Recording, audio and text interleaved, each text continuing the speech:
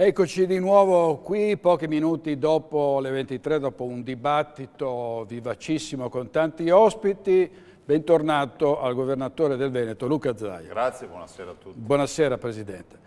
Allora, 29 consiglieri regionali hanno deciso le sorti di 5 milioni di veneti impedendo loro di andare a votare, perché di questo si trattava, non si trattava di votare l'indipendenza, si trattava di votare un referendum. Io guardi, la ringrazio per questa domanda di apertura. Spiegherei innanzitutto le tre fasi fondamentali. L'indizione del referendum che riguardava la votazione di ieri e quindi della possibilità di dar modo ai veneti di esprimersi su un quesito referendario. Quindi l'indizione, la celebrazione del referendum che è andare a votare, diciamolo banalmente andare a votare per il referendum, e poi la proclamazione dei risultati, che è la terza fase. Dopo la proclamazione dei risultati, quindi l'indizione, la celebrazione del referendum, la proclamazione dei risultati, ci sono 90 giorni di tempo utili per il Consiglio regionale per analizzare tutti i risultati. Resta un referendum consultivo, quindi non è abrogativo o decisorio, definiamolo così, e quindi nei 90 giorni il Consiglio regionale si dovrà o si dovrebbe riunire per decidere se tener conto del risultato, se decide di tenere conto del risultato dirà sì o no e quindi avviare la procedura di dichiarazione di indipendenza. Allora, il vero tema è che io ci terrei a dire che in Consiglio comunque la maggioranza non c'è un comune senso del sentire, del pensare rispetto al quesito referendario, per cui in entrambi gli schieramenti, a destra e a sinistra, ci sono dei consigli regionali che hanno votato e hanno dichiarato che voteranno a favore dell'indizione del referendum, altri no. Non ne farei una questione di Stato. La verità è che noi dobbiamo con serenità cercare di riportare tutto il dibattito all'interno di un alveo di rispetto innanzitutto delle idee di tutti. Questo è fondamentale. Lo dico agli indipendentisti e lo dico a chi non è indipendentista. La volontà fino in fondo di avere un confronto serio che si basi su un'opportunità di non negare ai veneti questa facoltà di potersi esprimere. Come accade in molti paesi europei, si parla tanto di democrazia diretta, questa è l'occasione per praticare. Ecco, Presidente, lei ha detto non è finita qua, torneremo di nuovo a votare, ma andremo avanti così con questa specie di manfrina per cui tutte le volte si vota, tutte le volte viene rinviato oppure in qualche modo si slitta per opportunismo, insomma, no? A un certo punto. Guardi, ieri innanzitutto se volessimo vedere la bottiglia mezza piena, come di solito cerco di fare io, ci do una lettura che è stata quella di non voler votare contro, perché se la stessa maggioranza decideva di votare contro, il referendum non sarebbe passato. E quindi ci voglio vedere la bottiglia mezza piena, prendo atto che si vuole fare un ulteriore giro di palo in commissione per un ulteriore approfondimento, che io non ho condiviso, ma l'ho detto pubblicamente ieri nel mio intervento in Consiglio, però ne prendo atto, le regole della democrazia sono anche queste, perché non possiamo parlare di indipendenza, di referendum e invocare la democrazia e poi non accettarla quando qualcuno magari non la pensa come te. Però altrettanto è vero che la democrazia rispetto al referendum è convocare il referendum, significa questo. Quindi faremo questo nuovo giro in Commissione, ma poi siamo arrivati ai tempi supplementari. Vuol dire che il prossimo giro in Consiglio regionale sarà quello buono o quello non buono per questo referendum. Nel senso che il prossimo giro non è che tu ti puoi arrampicare sugli specchi e inventarti ancora qualcosa. Mi permette di spiegare ai cittadini una cosa e poi mi zittisco.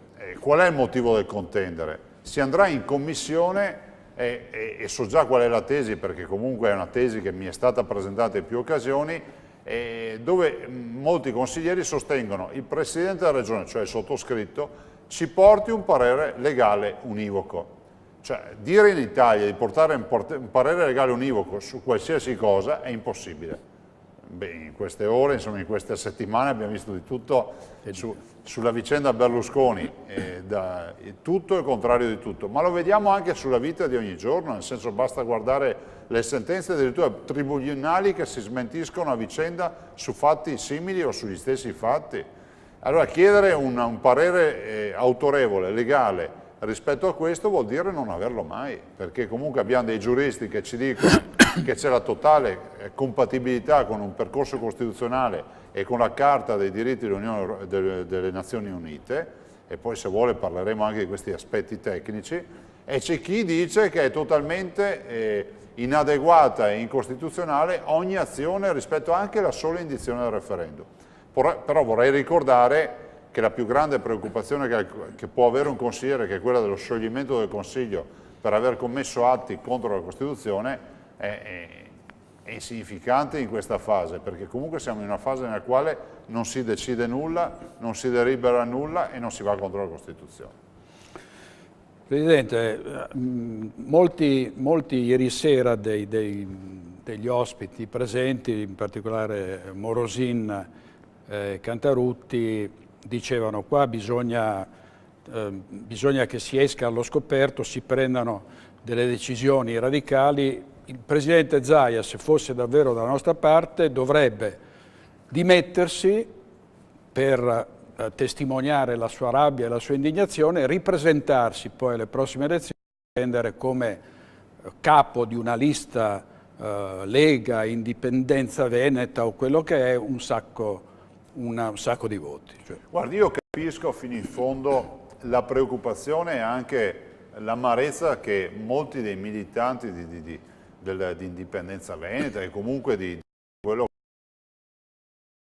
che definire che il referendum sia solo patrimonio di un'associazione, perché poi c'è una galassia di microassociazioni e anche di cittadini che non partecipano alla vita attiva politica, che comunque condivide questa sfida, e quindi capisco l'amarezza, però è altrettanto vero che il mio ruolo è un ruolo di garanzia, lo deve essere per una parte e anche per l'altra, e che è quel ruolo che ci permette di arrivare in porto con la proposta, perché le prove muscolari in questa fase, i numeri lo dimostrano, non servono a nulla.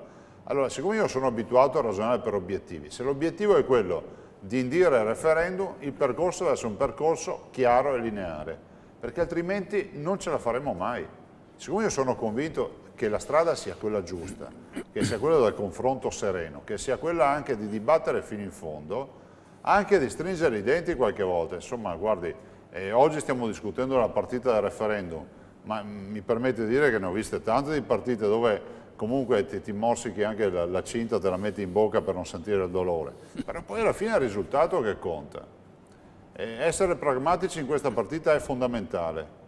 E guardi, mi viene in mente una frase di Battistone, che è un cognome che sembra veneto, però questo è un naturalista francese, che diceva che la pazienza è la virtù dell'intelligenza. Io sono fermamente convinto di questo, che la pazienza sia la virtù dell'intelligenza, cioè prove muscolari, offese e imposizioni non aiutano, perché questa deve essere una rivoluzione con il sorriso, del sorriso.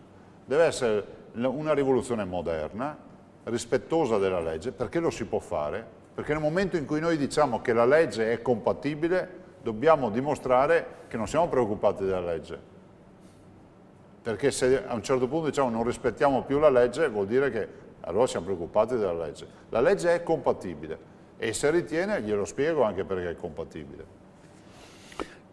No, ecco, ce lo spieghi. No, ma guardi, senza ricorrere a tante fandonie giuridiche, anche perché non è mio ruolo, e le dico quali sono le tesi negative e quali sono le risposte positive. Si va contro la Costituzione, si dice che la Costituzione non prevede che alcune comunità possano chiedere l'indipendenza.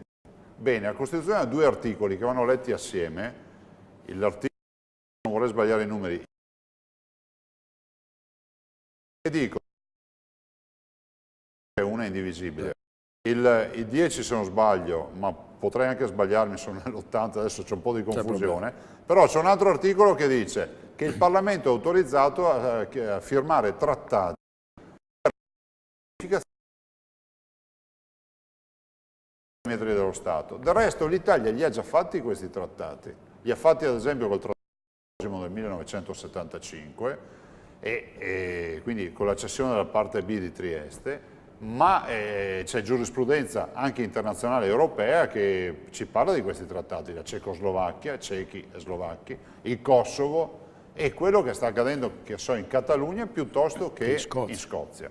Quindi non siamo fuori dall'alveo della legalità. Poi qualcuno dice, sì, però l'ordinamento italiano non lo prevede fino in fondo. Certo, ma l'ordinamento italiano dice anche un'altra cosa importante, che la legge che sovrasta tutti gli ordinamenti statuali è il diritto internazionale, che riconosce il diritto di autodeterminazione, lo definisce diritto cogente e erga omnes, cioè dice chiunque può avanzare questa richiesta in maniera pacifica e democratica, e dall'altro c'è da dire che oltre al diritto dell'autodeterminazione c'è un fatto importante, che questo diritto è sancito chiaramente dalla Carta delle Nazioni Unite. Per cui questi sono gli ambiti.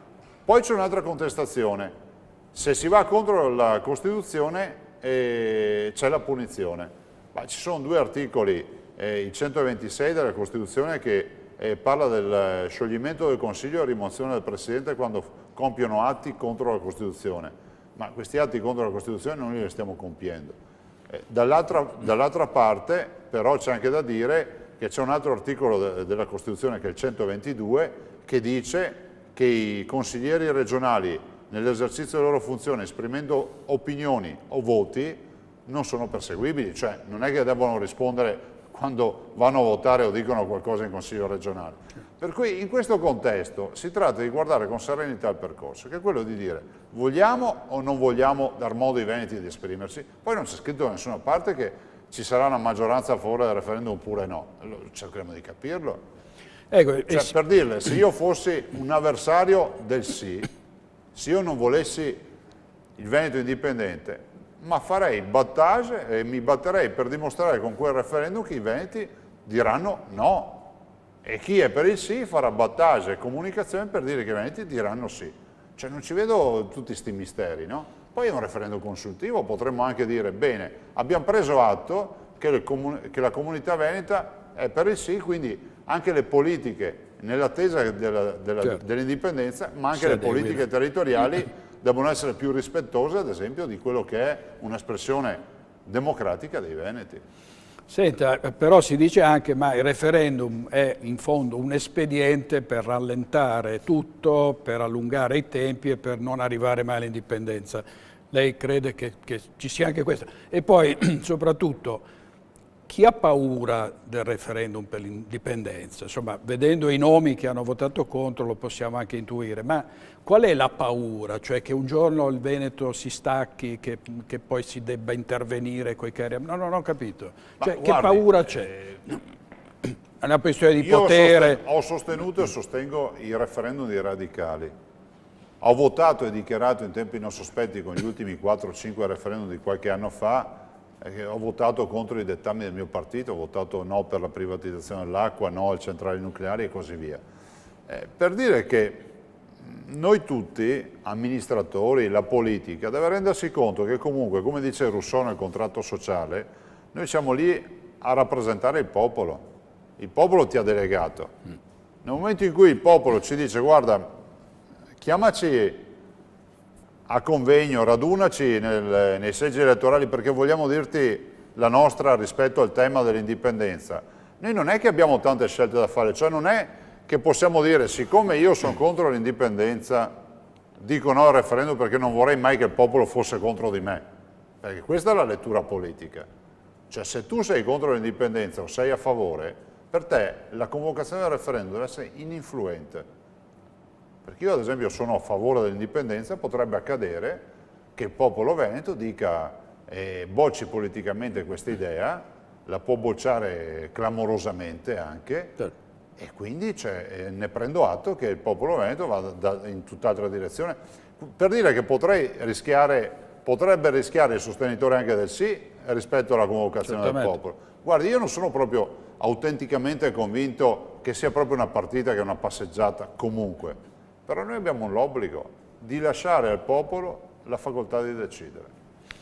Senta, lei ricorda William Wallace che in Scozia nel 1254 sconfisse gli inglesi, anzi conquistò una parte dell'attuale Regno Unito, poi alla fine fu tradito, catturato, decapitato, squartato, fatto a pezzi a Londra e mandato, i suoi resti furono mandati in giro da Edoardo in segno di monito. Futura memoria. A futura memoria. Non le pare, a parte William Wallace, che poi fu raccontato nel film Braveheart, che portò poi favorì, nel 95 uscì il film, nel 97 ci fu il referendum sulla devolution e poi tutto il resto, tutto quello che venne, il Parlamento scozzese. Cioè. Non le sembra che qui manchi un William Wallace? Lei, diciamo, sia pure molti secoli dopo, non si sentirebbe di rappresentare in maniera diversa l'uomo che porta i veneti a non farsi prendere per i fondelli, come lei dice tante volte, dallo Stato centrale? No, con dignità, con determinazione. Guardi, con dignità, le dico anche una cosa, io mi considero una persona pragmatica, faccio l'amministratore, rappresento un'istituzione, ho rispetto per tutti i veneti, quelli che la pensano a favore dell'indipendenza e quelli che assolutamente non la condividono. In questa fase della vita amministrativa, pur condividendo il sì all'indipendenza, dico è giusto che comunque i cittadini siano auditi. Poi non è, io penso che in questa fase, visto considerato che abbiamo le nuove tecnologie, la comunicazione è cambiata radicalmente, più che degli eroi saranno delle persone che comunque siano salde nelle idee. E penso che questa sia ad esempio una grande dimostrazione che danno molti giovani, i ragazzi del Veneto. E poi vabbè, ci saranno anche altri ragazzi che la pensano diversamente, ma è sale della democrazia questa.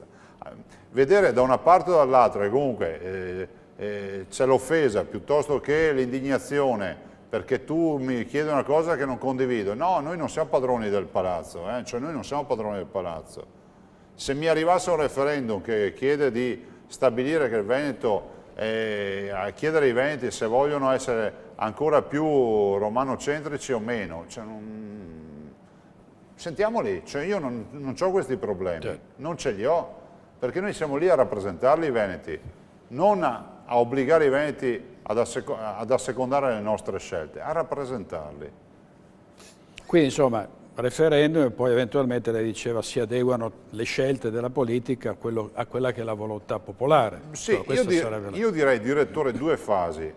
C'è quella, diciamo, chiara, che è quella di dire se il referendum si va a indire, si celebra e ci sono i risultati e il Consiglio decidesse di addivenire alla via dell'indipendenza, è la linea maestra che è quella di dire il Veneto dichiara la propria sovranità, al pari dei catalani che adesso faranno questa catena umana di 1 milione di persone e al pari degli scozzesi che comunque celebreranno il loro referendum nel 2014 e molte altre cose del genere. Poi ce n'è una più amministrativa, più veloce, più immediata, che nel frattempo comunque di fronte a una volontà incontrovertibile, chiara dei veneti di essere indipendenti, io immagino che tutti gli amministratori del Veneto, siano bianchi, rossi, arancioni, di destra e di sinistra, della Lega, di quello che vuole, non potranno non tener conto di questo. Perché quando tu non tieni conto della volontà del popolo sei un dittatore. Cioè quando tu non tieni conto della volontà del popolo sei un dittatore. E allora vuol dire che non siamo più in democrazia. E penso che questo sia l'aspetto fondamentale. Quindi la linea maestra, ma anche il sottobosco della quotidianità, no? Che diventa sempre più con una visione di indipendentismo. Io poi spero che queste teorie, visto considerato che c'è una certa trasversalità anche in Consiglio regionale, nel rispetto delle idee di tutti, ci permette anche di dire un'altra cosa, che il tema dell'indipendenza non deve essere un tema della politica, perché io conosco dei cittadini che non fanno politica attiva, non hanno un'idea politica definita di destra o di sinistra e che comunque condividono questa sfida. Quindi sarebbe un guaio che il referendum fosse dedicato, lo dico contro i miei interessi, cioè, lo dico, il mio partito, la Lega, sostiene questo referendum, in maniera monolitica lo sostiene fra l'altro, lo dico contro gli interessi del mio partito, dico io spero che ci sia una trasversalità, perché un atto così importante deve prevedere comunque una trasversalità.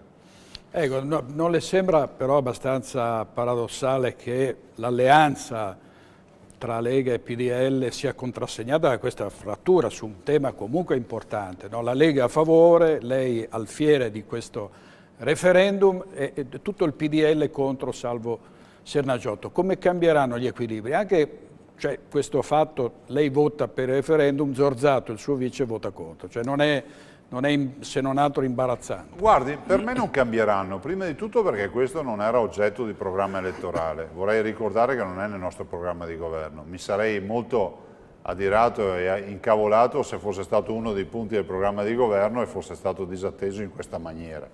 La verità, io ne ho anche parlato in più occasioni con la maggioranza, in giunta in particolar modo. Questo è uno dei temi che va catalogato al pari di temi etici, no? Chi è a favore della fecondazione eterologa, chi è a favore nel portare la fecondazione artificiale nella donna, e questa è stata una scelta che noi abbiamo preso in maniera fra l'altro anche energica, ai 50 anni in Veneto. Noi garantiamo una serie di prove e quindi di fecondazioni artificiali fino ai 50 anni in Veneto. Siamo stati molto criticati anche a livello nazionale. E questi sono temi che tu non hai programmato nel progetto di governo, che però ti trovi ad affrontare. Se ne trovano tutti gli anni, c'è qualche tema importante che tu non hai progettato. Del resto il progetto amministrativo è di 5 anni e in 5 anni accadono un sacco di cose. Basti pensare cos'era il Veneto nel 2010 quando siamo stati eletti e che cos'è oggi il Veneto. E quindi io dico, non è una maggioranza alternativa, non per giustificare i miei consiglieri, ma per dire che me l'aspettavo, cioè per me non è una sorpresa. E del resto mi aspettavo anche che molti della sinistra votassero dall'altra parte, come è accaduto, perché voglio anche ricordare che sono stati esponenti di sinistra che hanno votato a favore del referendum, e molti altri del centrodestra che comunque votano a favore, e comunque hanno annunciato che se ci fosse il provvedimento finale voterebbero a favore. Anche qui lo dico perché ho visto un po' di polemica, me lo lasci dire. Certo. Io non darei per persa la partita e non mummificherei questi 25, 26, non so quanti erano, 25 che hanno votato per il rinvio in commissione. Dico bene, 25 persone... No, scusi, 29 hanno votato per il rinvio, 25... 29 che hanno votato il rinvio in commissione. Bene, ne prendiamo atto, ci saranno pure delle persone tra le 29 che, esaudito l'ultimo dubbio della commissione, possono cambiare idea. Questo vuol dire portare a casa il risultato. Se vogliamo buttarla in cagnara, significherà che 29 si mummificheranno da una parte, 25 dall'altra, chiudiamo il fascicolo e cambiamo pagina. No, invece lo dobbiamo portare a casa questo referendum. Lo dico ai tanti indipendentisti che magari stanno ascoltando, che vorrebbero vedere i muscoli gonfiarsi, ma io dico che ci vuole la pazienza di portare a casa il provvedimento, è sempre così. E soprattutto ci vuole il rispetto e anche, come si può dire, la voglia di portare a casa il consenso di chi oggi non te lo dà. E questa è la democrazia. Cosa sta accadendo adesso nel bene e nel male all'interno della Lega? No? Lo scontro Bossi-Maroni, il fattore Tosi, che Maroni vorrebbe la segreteria. Come la vede un po' la situazione, Presidente? Bah, guardi, c'è inevitabilmente un po' di mischia al centro, no? per usare un termine calcistico, però penso anche che sia il sale di un movimento che sta cambiando pelle in maniera radicale. E poi io non so dirle da questa crisi cosa ne uscirà, che tipo di farfalla uscirà, non glielo so dire questo, però so per certo che ormai si è fatto il bozzolo e la crisalide sta crescendo, romperà il bozzolo e uscirà qualcosa. È fondamentale che si parta dai presupposti. La storia e l'identità è qualcosa di monolitico, è un totem, cioè l'identità della Lega rispecchia l'identità di molti cittadini del nord che comunque credono nel federalismo, credono nell'indipendenza, credono nell'autonomia, credono nel concetto di essere padroni a casa nostra.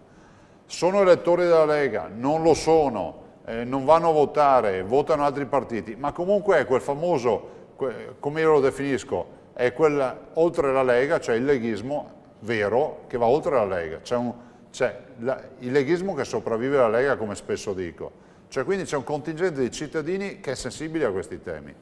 Se 25 anni fa, 30 anni fa, quando c'era la Lega, il tema del federalismo era un tema dei localisti, dei rozzi localisti leghisti, oggi il tema dell'autonomia e del federalismo è un tema di avanguardia, di modernità, che tocca tutti i pensieri e tutte le ideologie. Allora è fondamentale essere coscienti di questo, è fondamentale allargare il consenso, perché con lo zoccolo duro diventiamo riserva indiana. Noi abbiamo dimostrato che con gli amministratori, anche quelli un po' controcorrente, che magari all'inizio non piacevano ai leghisti, lo stesso Gentilini, me lo lasci ricordare, Gentilini non ebbe un appeal di quelli eccezionali nei primi anni di amministrazione. Quando tolse la prima panchina, molti leghisti, lo ricordo io, misero in dubbio anche le capacità di Giancarlo, piuttosto che Beppi Covre o altri sindaci storici della Lega, per dire che questi però sono stati gli amministratori sui generis che ci hanno permesso di allargare il consenso, di intercettare quei cittadini che con criptoleghisti, cioè che hanno l'idea del territorio, dell'identità, ma che non si riconoscono in un partito. Quindi sì allargare il consenso, sì guardare oltre, ma tenendo salde le radici, perché poi è inevitabile che c'è una deadline, cioè una linea della morte, oltre la quale vai, perdi l'identità e diventi un omogenizzato sul mercato, cioè sei identico e uguale agli altri. E questo è il grande pericolo dell'allargamento del consenso. Il consenso va allargato, però consolidato istante dopo istante, per evitare poi di diventare un soggetto politico al pari degli altri. Senta. Consideri che poi, mi perdoni se la interrompo, io sono convinto che un'altra scelta strategica che in Lega bisogna fare da subito sia quella di tornare al movimentismo. Il movimentismo ci permette di dialogare e ampliare il consenso. Il partito ingessa, il partito è quello delle segreterie, il partito è quello dei colletti bianchi, il partito è quello del finanziamento pubblico del partito, il partito è quello delle espulsioni, il partito è quello dello statuto, dei regolamenti. Insomma, quando si fa una rivoluzione, le regole ci sono, ma sono poche, basilari, poi non è che guardi in faccia a uno e gli dici fammi vedere le radiografie e voglio vedere quante otturazioni hai se sei in trincea. Ti preoccupi solo che la pensi come te e non ti spari sulle gambe. E penso che questo vuol dire essere movimentisti, cioè dar modo anche a chi non vuole essere organico a un partito di far parte di una squadra. Questa è la vera sfida per la Lega. Lei era a Vicenza, all'assemblea, c'erano Maroni? Sì, c'ero. Che clima ha respirato, voglio dire, rispetto alle varie anime ormai della Lega che lei in qualche modo sta... Guardi, si respira un clima che è assolutamente positivamente identitario. Io non ho sentito un discorso del popolo della Lega, dei nostri amministratori, che non sia stato identitario. Tutti o quasi tutti hanno parlato di indipendenza, tutti hanno parlato di temi storici della Lega, tutti hanno parlato della necessità di essere padroni a casa nostra, del tema fiscale, di tutti quei temi che comunque sono l'ABC per un leghista. E penso che forse i dirigenti dovrebbero guardare di più a queste partite, perché sono il sale del nostro movimento. E io non ho sentito parlare di pastoie burocratiche, di capire spostare cavigli o fare altre robe rispetto a statuti o casini del genere. Ho trovato militanti veri e propri, cioè gente che vive in strada, nel senso fa la militanza attiva e che vuole dare risposte ai cittadini. Molti hanno parlato ma io quando vado al mercato, io quando sono al mercato devo dare risposte ai cittadini, ditemi cosa devo dire. Vorremmo avere magari più informazioni dagli enti che amministrate perché vorremmo spendere meglio il progetto amministrativo. Io ho trovato gente verace, gente che comunque crede in quello che fa e se uno crede in quello che fa ci riuscirà sempre. Avrà sentito molti che dicono io voglio pagare meno tasse e a parte le tasse oggi è arrivata la conferma che l'IVA aumenterà dal 21 al 22%, anche qui perché il governo non trova 1 miliardo di copertura, ma una macchina che costa 800 miliardi, ma è possibile che non si riesca a rosicchiare 1 miliardo da qualche parte tagliando qualcosa nei ministeri, evitando di prendere i cacciabombardieri? Non so, ma è per questo che poi la gente da qualche parte si indirizza, no? Se c'è Alberto da Giussano, William Wallace, Luca Zaia, gli vanno dietro. Ma guardi, io dico, cosa dicevano di Aristotele, ipse dixit, no? Lui l'ha detto, ipse dixit, cioè mi sembrava, ci hanno preso per le palle, posso dirlo? No. Per un'estate intera dicendoci che l'IVA non si aumenta, l'IMU, tutte queste robe qua. Allora, siccome questi signori alla fine hanno raccontato bugie, l'IVA si è aumentata. E allora uno potrebbe dire, sì Zaia, sei bravo a dire queste robe perché non sei al governo, dici come avresti fatto tu. Semplice, chiedendo a tutta Italia di vivere con i costi standard. Se tutta Italia vivesse con i costi della virtuosità veneta, rispetto alla pubblica amministrazione, sarebbe un risparmio di 30 miliardi di euro. 30 miliardi di euro sono esattamente 30 volte l'IVA, perché l'IVA è 1 miliardo, 30 volte l'IVA.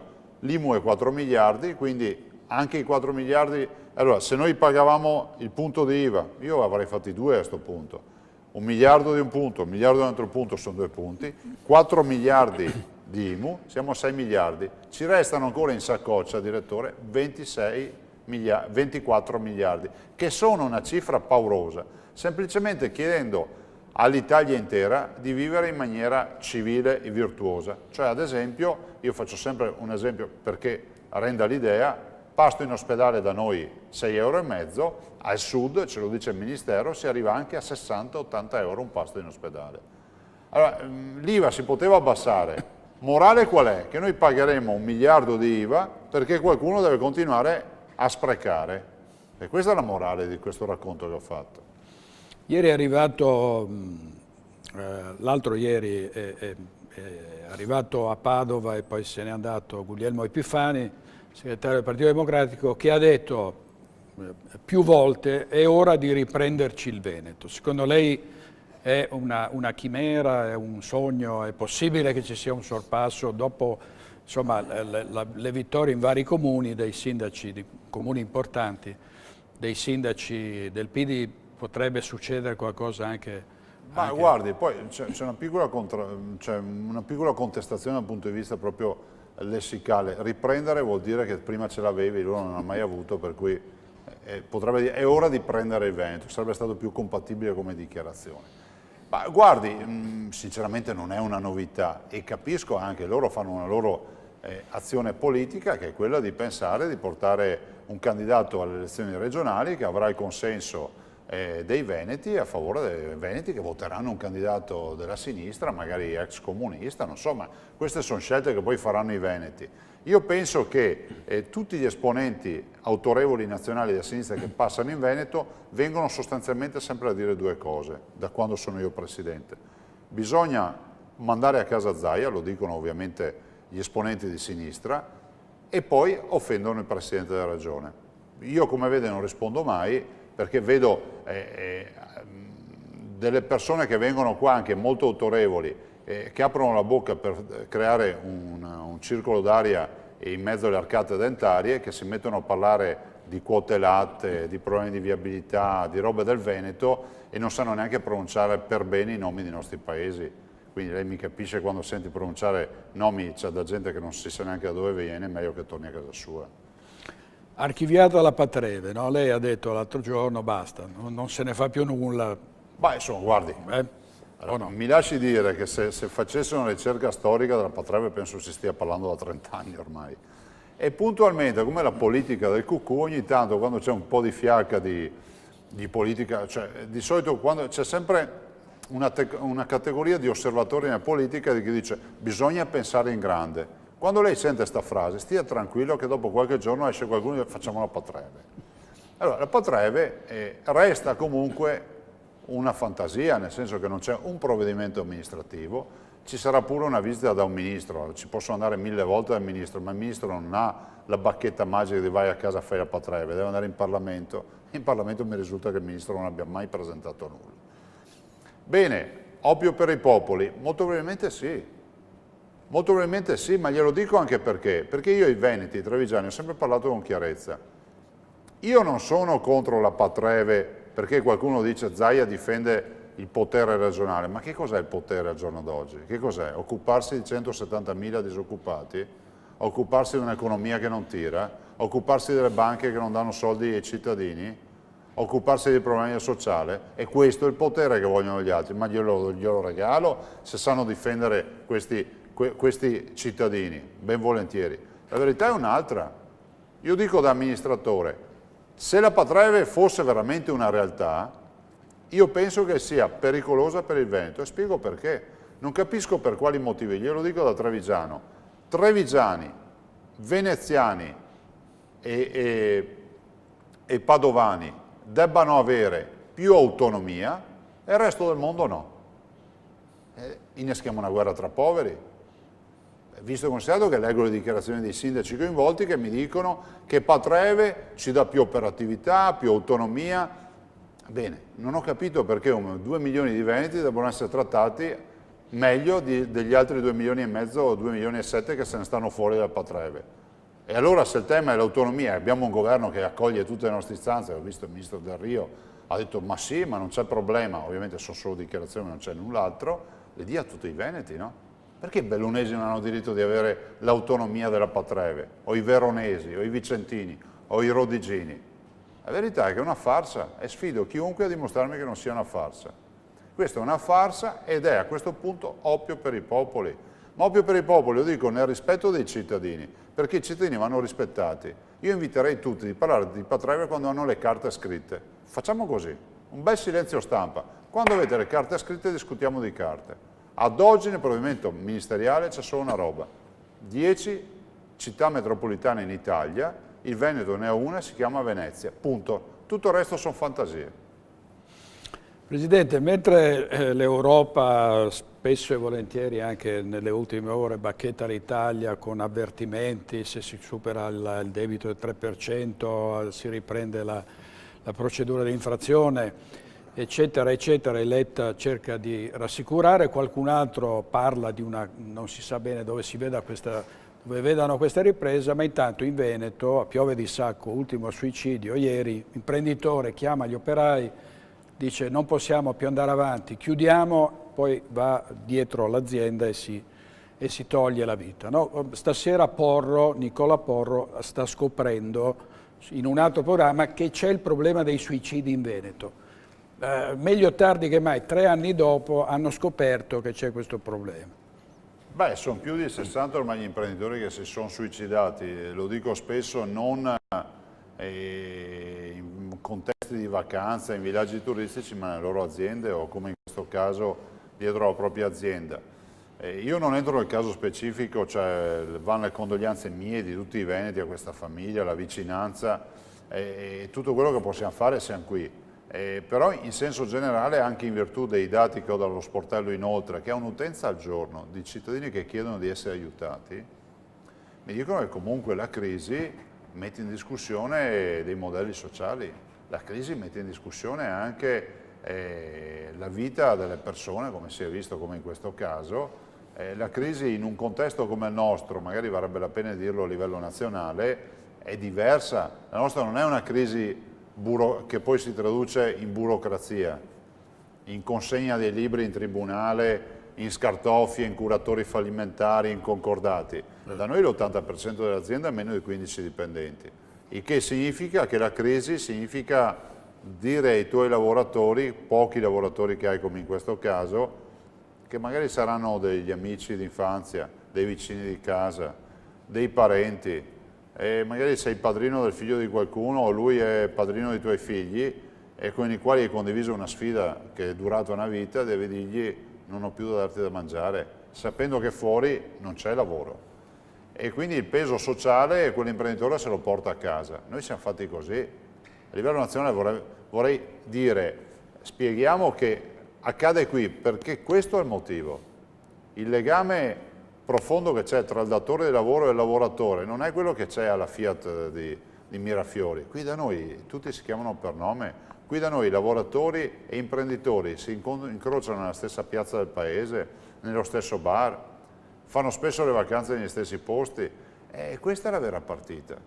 E allora l'imprenditore quando sa che gli arriva addosso questa onta, questo scrupolo, questa responsabilità, magari in un momento di debolezza della sua vita, per tutta una serie di dinamiche che io non conosco, si toglie la vita. Come i samurai.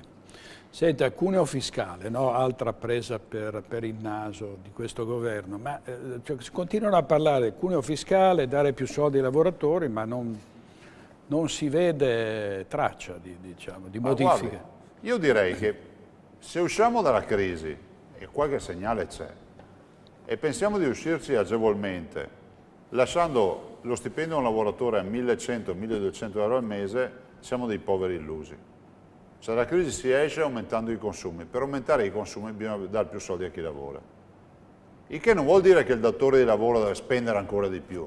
No, il datore di lavoro deve mandare meno soldi a Roma, visto e considerato che lo stipendio del lavoratore costa 1,5 volte in più al datore di lavoro. Cioè 1.000 euro di stipendio al datore di lavoro costano 2.500 euro. Cioè ricordiamolo questo.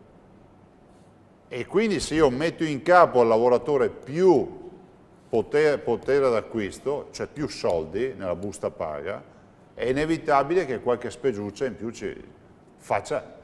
vada sul mercato e faccia ripartire l'economia. Cioè non è che dobbiamo scomodare i premi Nobel.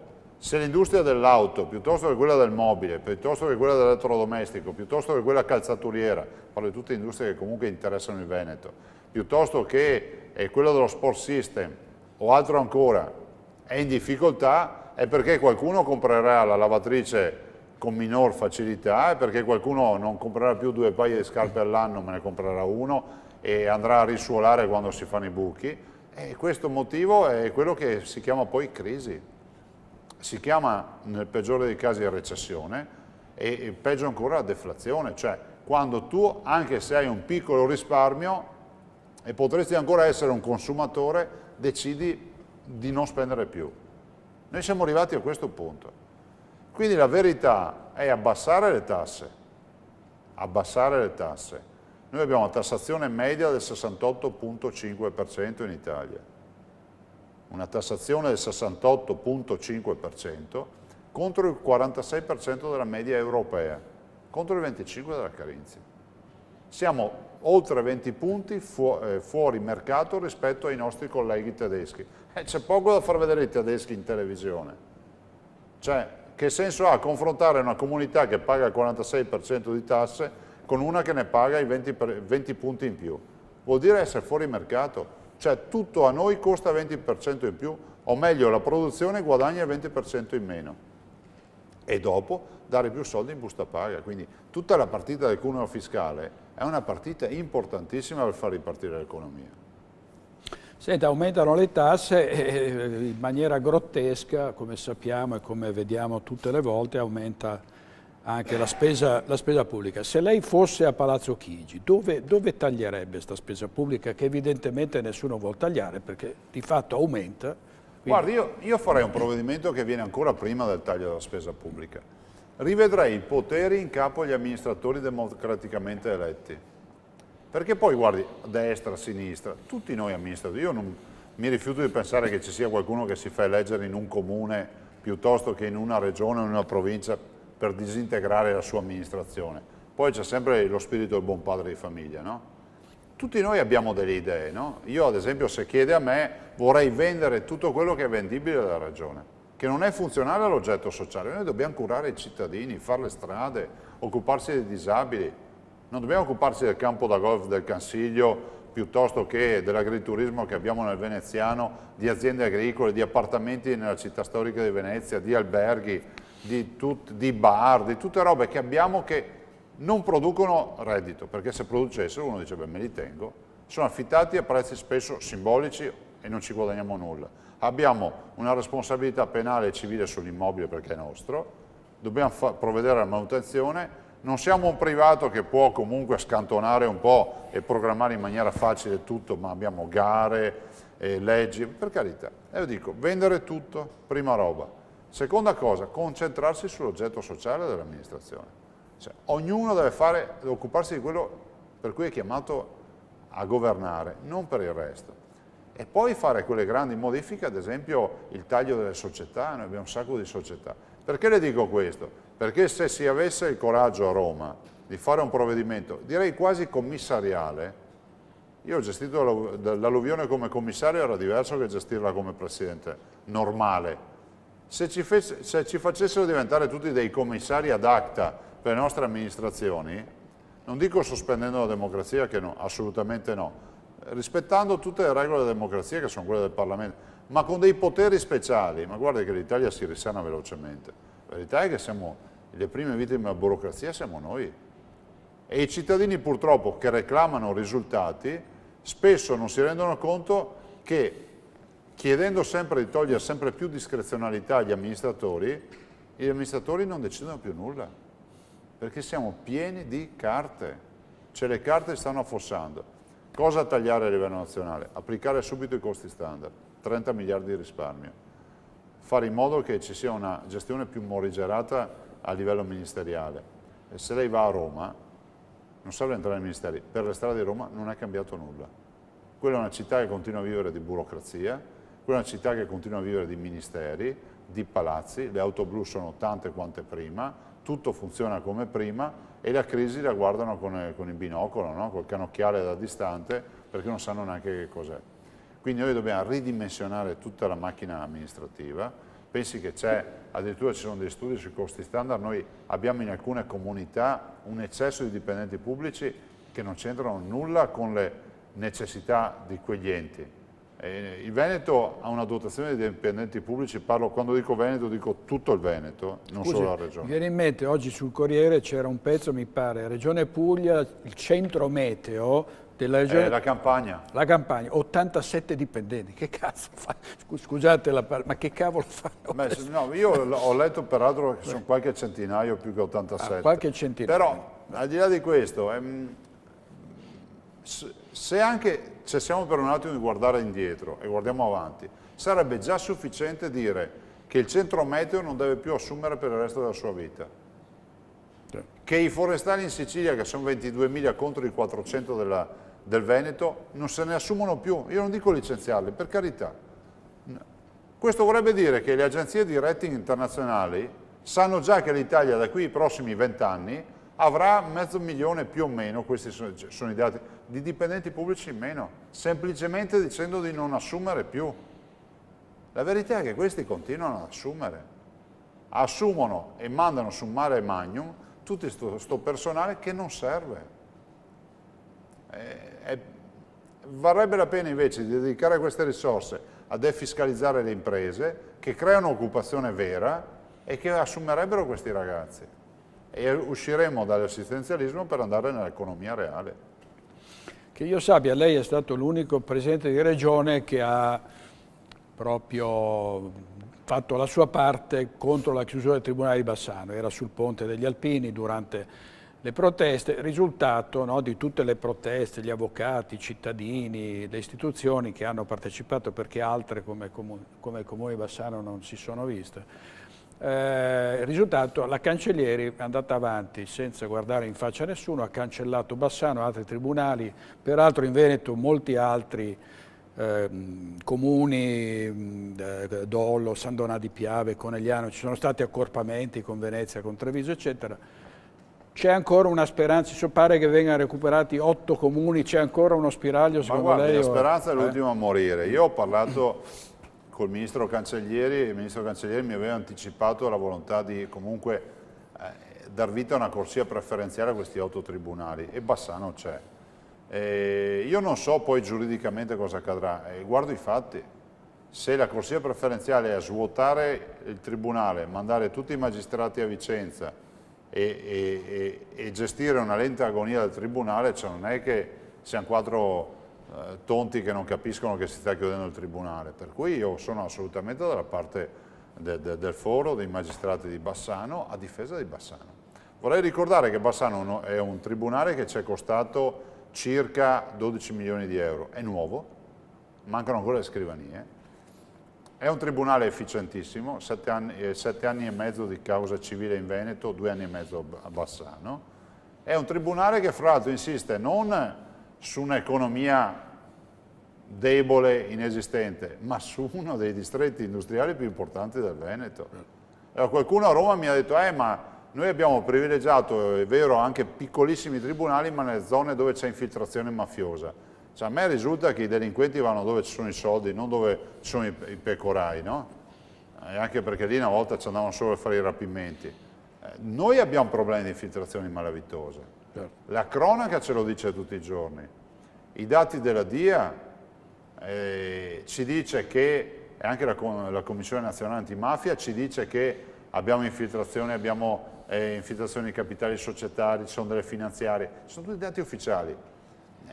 Dio, non avremo il boss di turno che controlla e c'è la famiglia che controlla Bassano piuttosto che altre parti, però i colletti bianchi delinquenti li conosciamo anche noi, sappiamo come funziona, ce lo dicono le autorità, quelle preposte a vigilare, per cui non si capisce perché su Bassano c'è stata sta scure proprio poi, peraltro gratuita, me lo lasci dire, cioè gratuita, cioè Veneto paga 18 miliardi di tasse all'anno, cioè non è che stanno spendendo i soldi di qualcun altro, cioè sono nostri.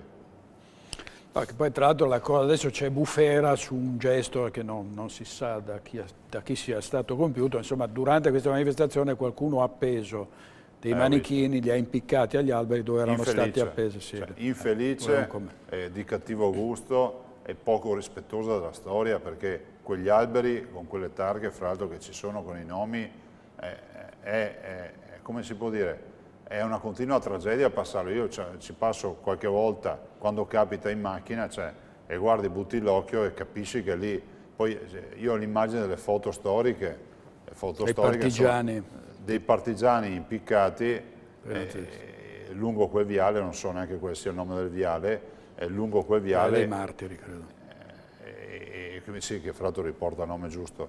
Ed è un fatto storico, cioè infelice, cattivo gusto, pessima idea, non aiuta a crescere nella battaglia per il tribunale questa cosa ci ha un po' fatto perdere qualche metro di terreno nella battaglia, perché è ovvio che verrà giustamente dall'altra parte strumentalizzata e si cercherà di buttare fango, per cui inviterei chi l'ha fatto di scusarsi, quantomeno si chiude il capitolo con molta velocità.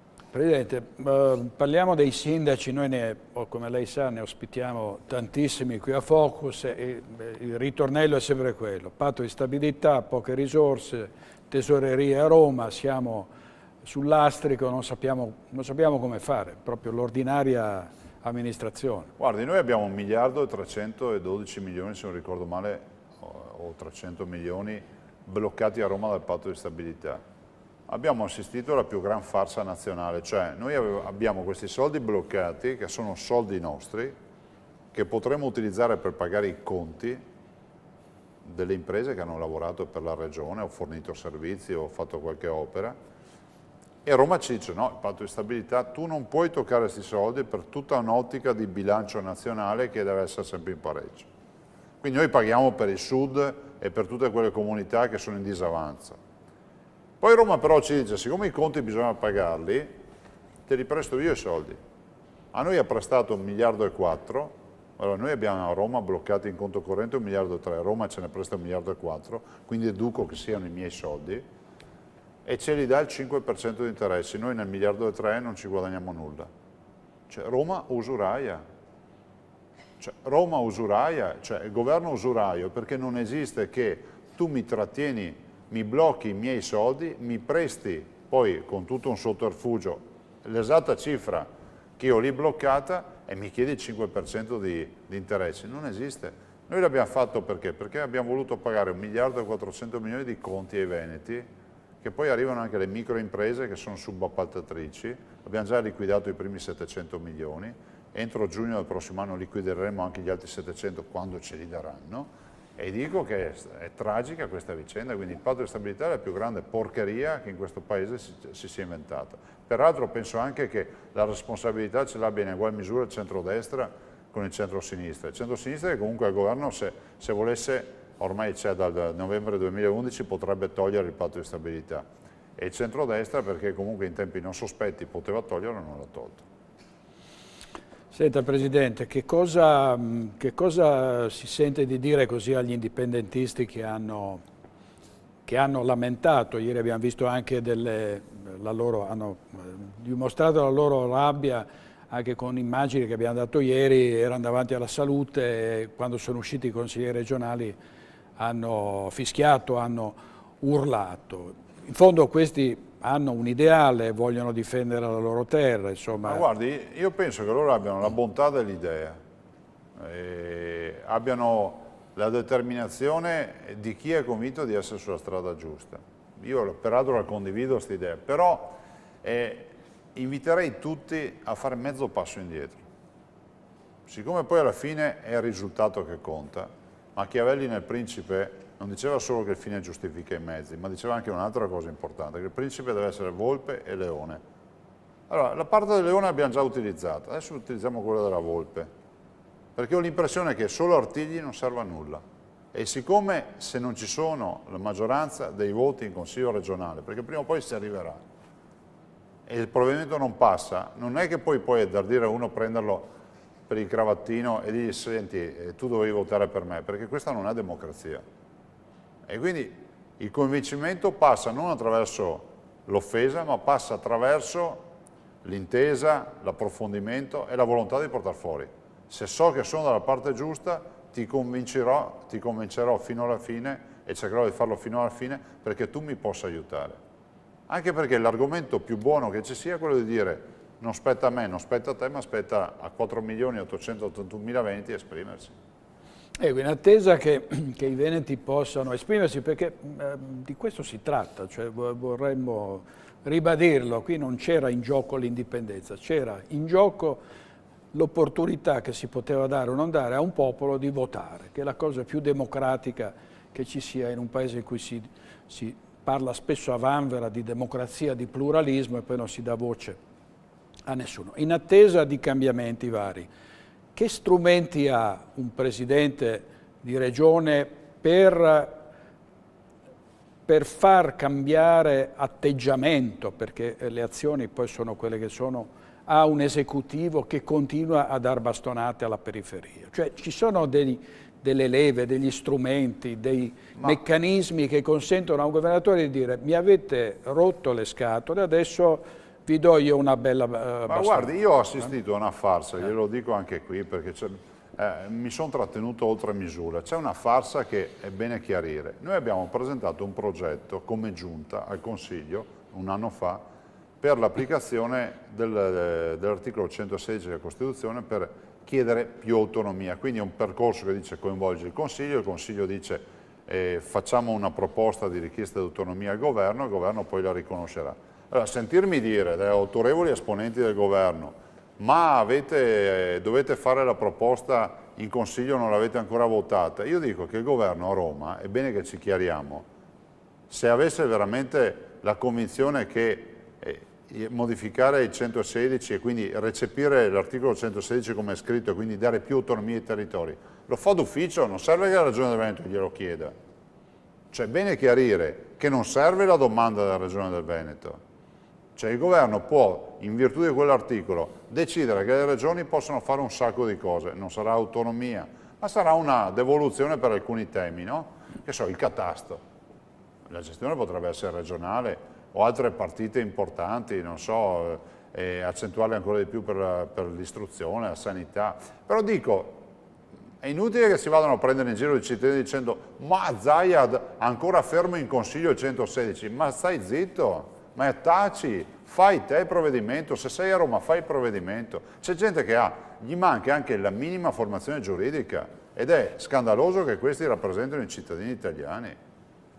Su questo secondo lei c'è una comunicazione adeguata? Cioè i cittadini, lei diceva, vogliono sapere, quelli che sono venuti a Vicenza, vi chiedevano fateci sapere, comunicateci, cioè c'è un'informazione adeguata alle richieste di una comunità, sui chiarimenti, le posizioni? No, informazioni adeguate no, perché poi Dio televisore poi governa molto bene tutte queste partite, no? E io dico sempre ai cittadini, perché quando tu vedi persone troppo presenti in televisione devi sempre chiederti cosa fanno tutto il giorno, ad esempio, no? Perché se vedi uno, c'è come la pallina del flipper che è sempre in giro per l'Italia, dici ma scusa, ma a casa tua c'è qualcosa, farai qualcosa a casa, no? Lo dico perché aiuta i cittadini a cominciare a fare un'analisi, no? Quando tu vedi uno in un salotto buono nazionale sai che questo si è preso l'aereo, si è fissato una camera in albergo, andrà a fare la trasmissione, si rialza il mattino, riprende il taxi, paga il conto. Cioè, invece noi siamo portati a guardare quell'istante e quell'istante non capiamo che è collegato in un sistema, ma se capiamo che c'è un collegamento in un sistema capiamo anche che le cose poi non sono tutte così semplici.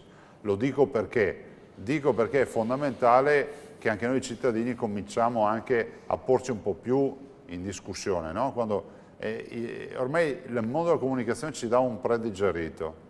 Il fast food è roba vecchia, adesso c'è già il predigerito, sono già gli enzimi, il bollo alimentare, arriviamo a quella schifezza lì, no? E uno non sa neanche più che ragioni perché ti dicono già come sono le robe, invece forse vale la pena di mettere in discussione. Allora facciamolo come esercizio, uno ascolta le mie dichiarazioni, mettetele tutte in discussione e verificatele. Come? Sentendo qualcun altro, scrivendomi, telefonando, io ricevo i cittadini. Se impariamo a mettere in discussione quello che ci sentiamo dire, forse si cresce anche di più tutti assieme, no?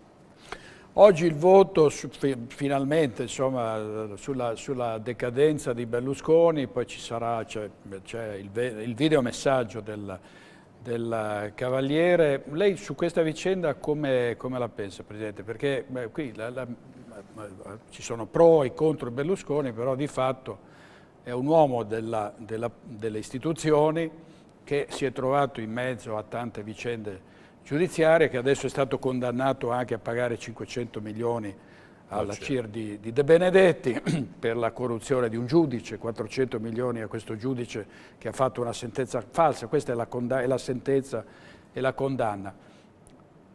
Che cosa... Ma guardi, io non entro nel merito della decisione e dei risultati, cioè non lo faccio mai e non voglio... Dico semplicemente vorrei fare un'analisi di quello che è accaduto invece. È accaduto che come Paese abbiamo dimostrato che prima di tutto bisogna essere tutti laureati in giurisprudenza per capire cosa sta accadendo. Cioè, se lei ferma un cittadino per strada, cioè, io stesso non le so più dire quale sia la tesi. Poi noi avevamo un concetto, no? Che il parere legale è inviolabile. No, se oggi c'è il premio Nobel che dice una roba, domani c'è qualcuno che trova un premio Nobel più qualcosa, più un master, che ne dice un'altra, e dopodomani sarà uno che ne trova uno che ha 2 premi Nobel. Se lei capisce che noi siamo totalmente disorientati, abbiamo capito una cosa dalla vicenda Berlusconi, che non c'è la certezza del diritto, quantomeno in questa fase interlocutoria dove autorevoli esponenti hanno detto tutto e il contrario di tutto. Poi però oltre a questa vicenda, che è una vicenda sulla quale io non sono abituato fra l'altro a discutere le sentenze della magistratura, per cui non discuto, credo ancora che la magistratura, tolta qualche mela marcia che c'è come in tutte le migliori famiglie, abbia un ruolo fondamentale perché rappresenta uno dei pilastri fondamentali della democrazia. Detto questo, noi abbiamo paralizzato il Paese per settimane, mesi, e abbiamo tolto i riflettori, forse nelle ultime ore se ne è spostato uno sulla Costa Concordia, ma anche se lo spegnevano, cioè, non è che guastava, e poi siamo arrivati a fare un bilancio e dire che abbiamo perso settimane importanti anche per parlare di altri temi, che sono quelli dell'occupazione, il rilancio dell'economia, del cuneo fiscale, di tutti quei temi che interessano poi i cittadini, perché poi ho l'impressione anche che se facessimo un sondaggio di queste vicende, poi i cittadini sono abbastanza ormai disorientati.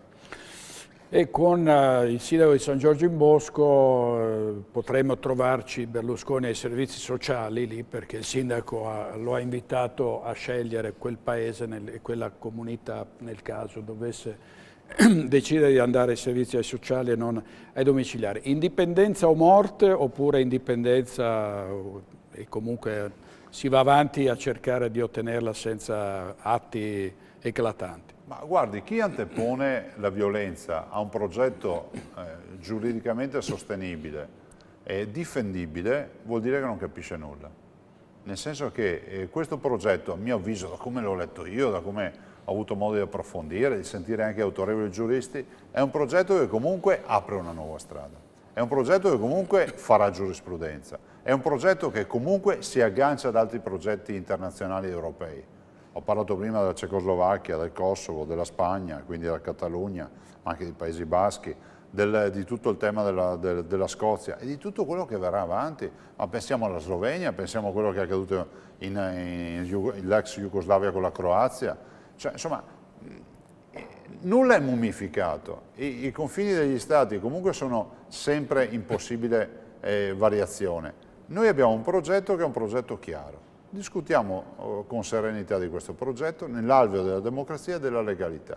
Tutto quello che è fuori da questo alveo io assolutamente non lo condivido, non lo sposo e penso che sia anche poco produttivo nei confronti di chi crede veramente in questo progetto. perché la violenza e l'insulto non agevolerà il percorso di questo progetto, o peggio rischierà di farlo affossare.